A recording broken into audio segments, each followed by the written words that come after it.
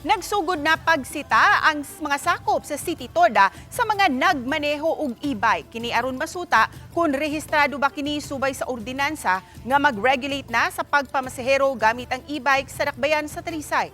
Ano ang report ni Femri Dumabo?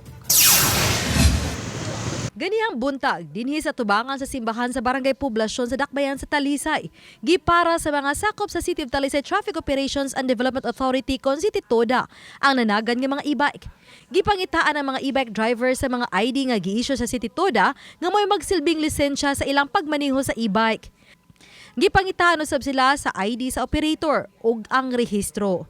Lakip na usab sa gisultian sila kalabot sa ilang insaktong panapot sa usa ka driver. Matod ni Joy Tumulak, hepe sa City Toda, nga sugod nilang gihigpitan ang pagpatuman sa ordinansa sa e-bike nitong Hulyo 1. Apan subay sa hangyo sa mga kapitan, wao na nila dakpa o gi-impound ang mga e-bike. Gitagalan ng mga e-bike driver nga makakuha og ID hangtod sunod semana.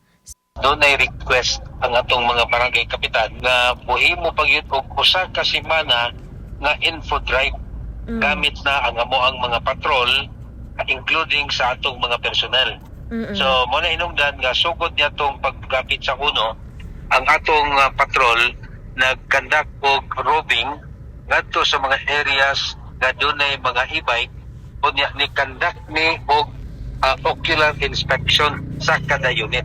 Sa kapin sa 4,000 ka mga e-bike nga namasahero sa dakbayan sa Talisay, kapin pa lang sa 1,000 ang nakaparehistro.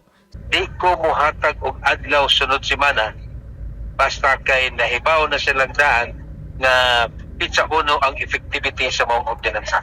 Dani, among gi-expect na doon na namin ma-impound ng mga unit, inungdan nga amo nang giandam sa ang ato ang impounding area. Sa ma-impound nga mga e-bike, makabayad og impounding fee ang operator og 200 pesos matag adlaw.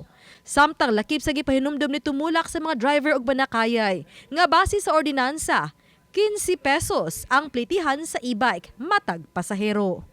Uban ni Marlon Melgazo, Femari Dumabok. Balitang Bisdak.